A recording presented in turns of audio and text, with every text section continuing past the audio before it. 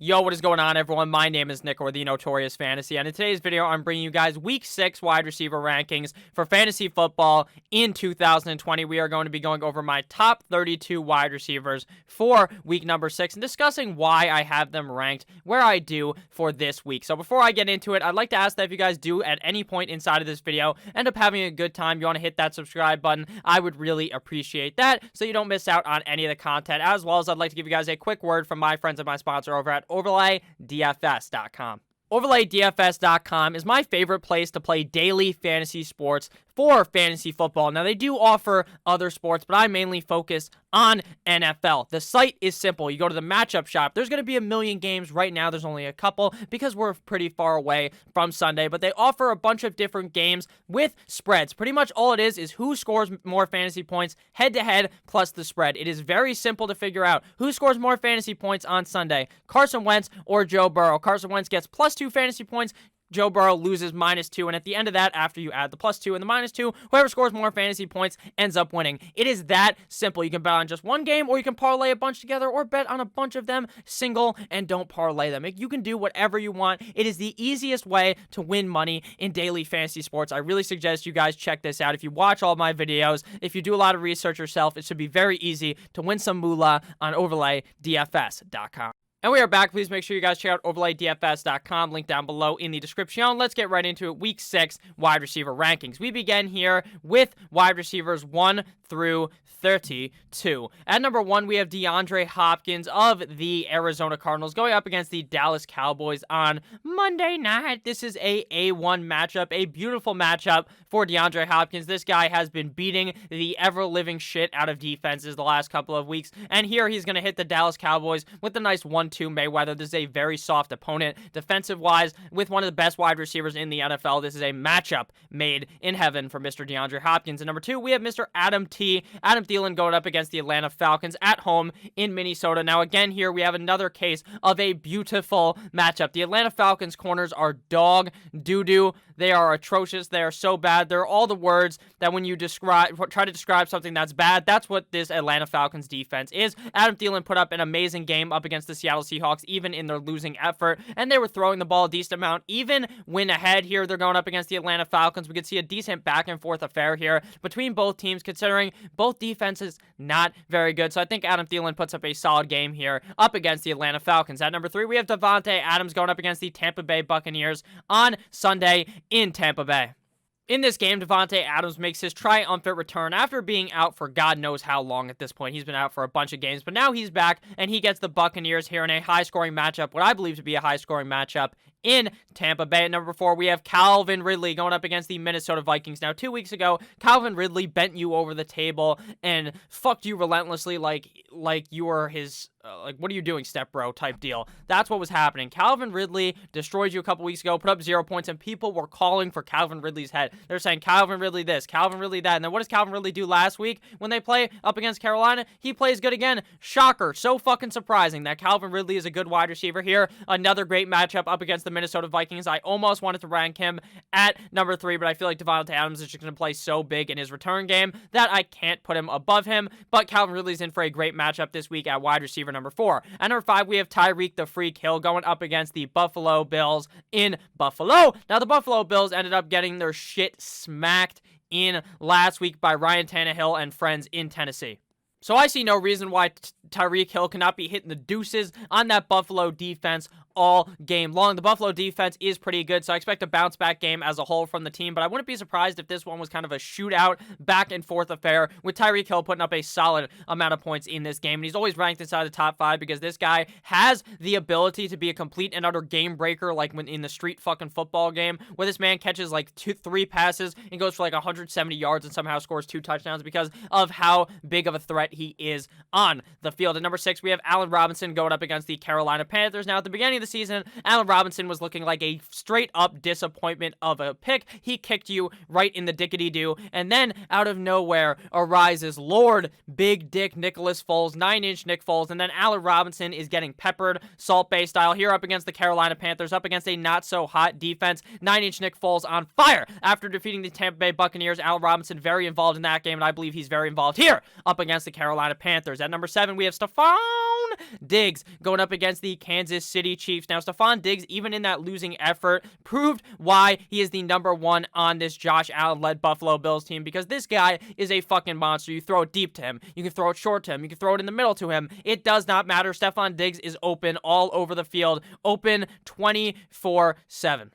Like Monica Lewinsky's legs for Bill Clinton. At number 8, we have Amari Cooper going up against the Arizona Cardinals. Now, Amari Cooper is one of those guys that I dubbed as one of the most inconsistent wide receivers in the NFL, and it turns out this year he completely shape-shifted into something else, which is the definition of consistency. This guy has been balling out on the weekend like usual. He's been playing very good here against the Arizona Cardinals in a game that the Cowboys should be able to play quite well, and I understand there's obviously a drop-off from Dakota Prescott to Andy Dalton, the Ginger Ninja, but at the end of the day, Amari Cooper's still going to be able to put up a good game here up against a not-so-hot Arizona Cardinals defense. At number 9, we have A.J. Brown going up against the Houston Texans. Now, A.J. Brown made his return last week up against the Buffalo Bills, and it hit him with a fucking, what was that guy's name? Alfred Morris-esque home run celebration. I don't even think he did that, but he hit a straight-up homer out of the fucking park. He called his shot up against the Buffalo Bills last week in a dominant return game. I think A.J. Brown has a better chance here to do even better, considering he's playing up against a much worse defense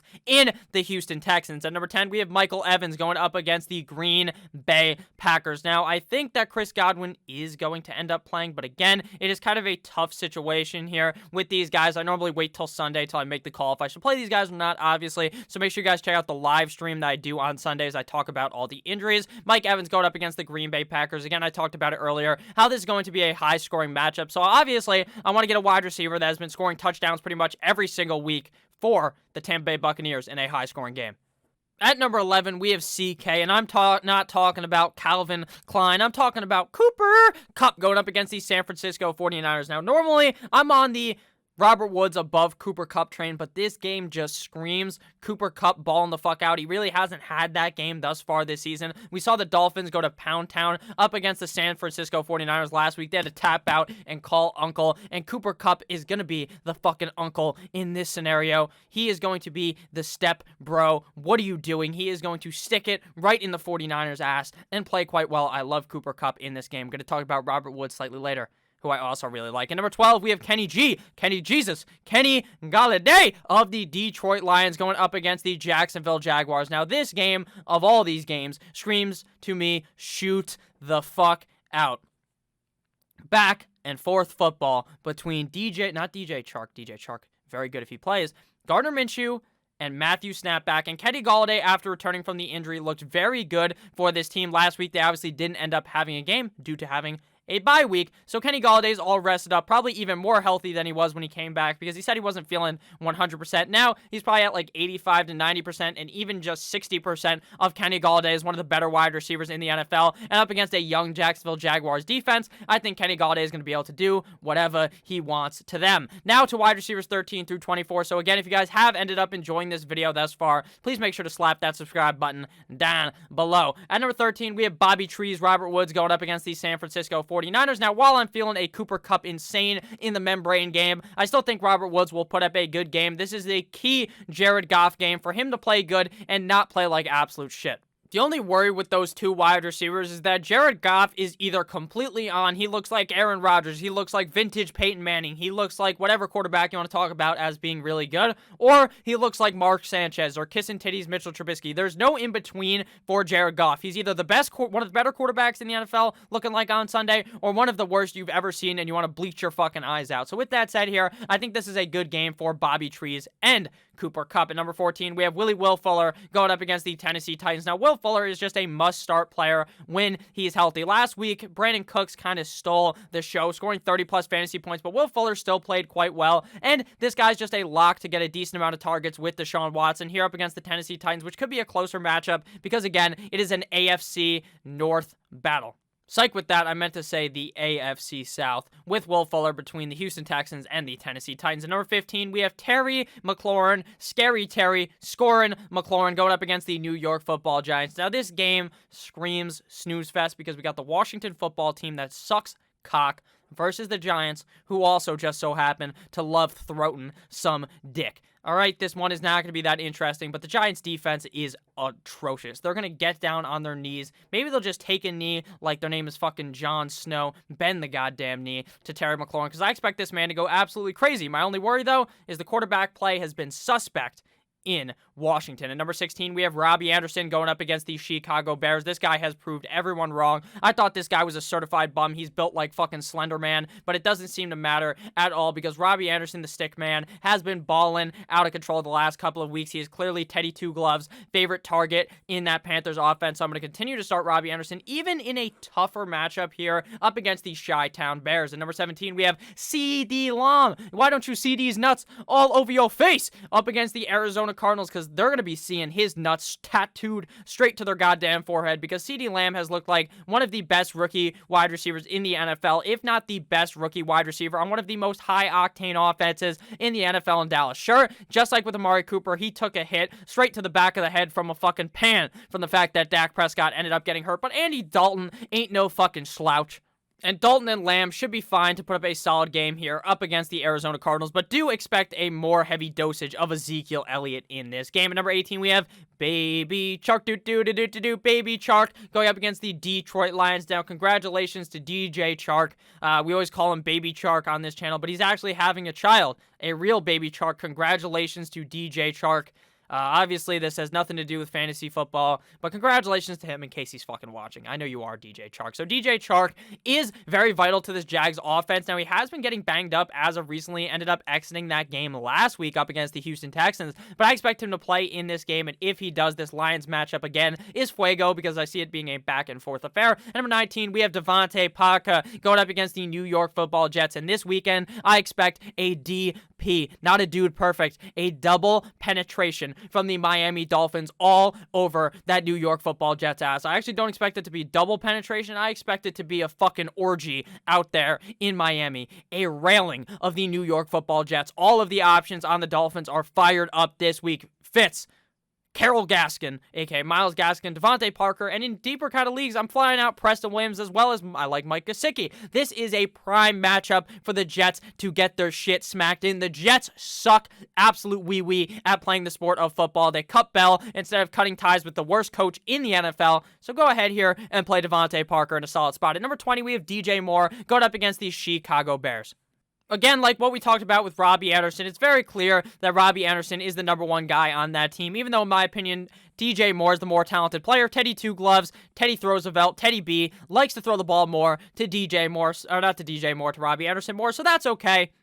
You take what you can get. DJ Moore's an okay start. Not amazing, but has a lot of ups. Actually has very limited upside, I would say, just due to the fact that he doesn't get the ball as often as you would want. At number 21, we have Hollywood Brown going up against the Philadelphia Eagles in Philadelphia. Hollywood Brown is a must-start guy, but his point total fluctuates like a motherfucker, all right? He literally has one game where he bends the defense over and fucks them sideways without the use of any lube. He doesn't even spit in there. He just goes straight in. And then there's other games where what Marquise Brown normally does, the defense does that to him, and he scores like 3 points. He's a very high volatile player, but in this matchup up against the Eagles, who got burnt like toast by Chase Claypool last week, I like Hollywood Brown. At number 22, we have Tyler, Boyd, going up against the Indianapolis Colts. Now, reports are that the Indianapolis Colts are going to get back Darius Leonard and friends on defense. There was a lot of injuries, key injuries missing last week in their game up against the Browns that are now reported to be back in this game, which doesn't sound all that great for Joe Burrow. So obviously Tyler Boyd is kind of a must start because at this point he's the guy getting dominating in the target total of this team. AJ Green is complete and utterly washed up. Joe Burrow looks towards him, and he's like, you know what, I don't want to throw this ball to him because this guy's not even going to try to make the effort to catch the ball. Tyler Boyd, on the other hand, will make that effort and will put up a solid game here up against the Colts, but limited upside due to the Colts defense being pretty good. At number 23, we have Juju Smith-Schuster going up against the Cleveland Browns in Pittsburgh. Now, Juju Smith-Schuster, what an embarrassment this man has been. Again, 2 years in a row of not really, I guess this year, not a complete bust, but just hasn't strung it together on a multiple game kind of stretch. Now, this is a good matchup up against the Cleveland Browns. This is a matchup I expect Juju to step up big time, but there is worries, obviously, with Deontay Johnson and Chase Claypool playing of too many cooks kind of being in the kitchen in Pittsburgh, where a lot of these guys are just suckering each other over here, not sucking something else, they're sucking their targets away from each other like Kirby and Super fucking Smash Bros, and you're going to end up feeling stupid with all these guys starting in your lineup, but I like them all this week up against the Cleveland Browns. At number 24, we have the Jamison Crowder and Nate get through the chopper. Do it now. Jamison Crowder and Nate. There's my Arnold Schwarzenegger voice now. Jamison Crowder, he is the weirdest fantasy player ever because this man gets 7 zillion targets every single game. The fucking Jets will be down by 50. Down by 50. 20 yards to go. Fuck it. Let me dump it off to Jamison Crowder 4 feet away. I don't understand it. I thought it was Sammy Mano. I think it's just the play designs by Adam Gase because Joey Flacco has been playing, and he did the exact same thing that Mano Man Sam has been doing. So Jamison Crowder's worthy of a start here up against the Miami Dolphins, even if I think they're going to get their behind smacked in this one. Now to wide receivers 25 through 32. So again, if you guys have ended up enjoying at all during this video, you had a nice chuckle. Maybe you enjoyed the fact that I bring up these funny jokes that I think are funny. Some people probably don't think they're very funny at all. Please make sure you hit that subscribe button down below. I love you, and I really appreciate it. Thank you guys for all the support I've seen recently on videos. It means the fucking world to me. Let me tell you that. And I really hope we can get 10,000 subscribers in the next couple of weeks. So wide receivers 25 through 32. At 25, we begin with Odell Beckham Jr. going up against the Pittsburgh Steelers. Now, I would rank him higher strictly based off of my theorem about Odell Beckham Jr. Week 1, sucking ass. Week 2, really good. Week 3, sucks ass. Week 4, really good. Week 5, sucks ass. Week 6, should be very good. It's based on an every other game kind of pattern. You learn about patterns in like 3rd grade. This is a fucking pattern you can see.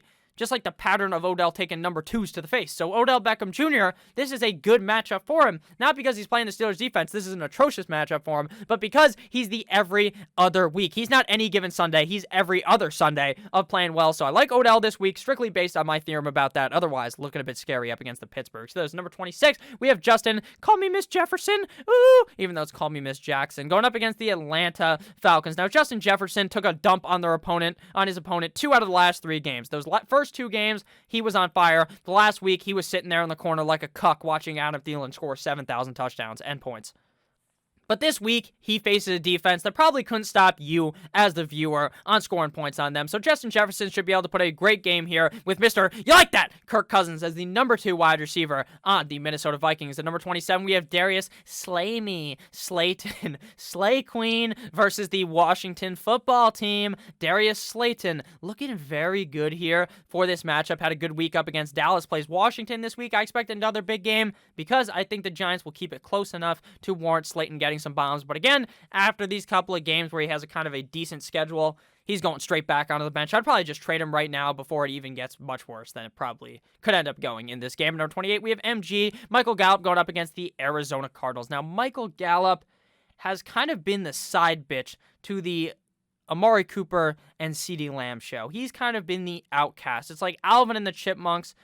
I don't even know, because all 3 of those guys are very important to the Alvin and the Chipmunks franchise. But it's like if I got it. It's like when they take that Pro Bowl picture and it's fucking Mitch Trubisky, Deshaun Watson, and Patrick Mahomes. Which one of these guys is the fake guy, right? Michael Gallup's been that fake guy, the side bitch, which Mitch Trubisky is in those pictures. That's how I feel. But up against the Arizona Cardinals, all 3 of these guys could have a nice time on that defense. So I got him at 28. At 29, we have Deontay Johnson going up against the Cleveland Browns. Now, Deontay Johnson has been very good so far this season, but has struggled twice with injuries this season. Hobbled again last week.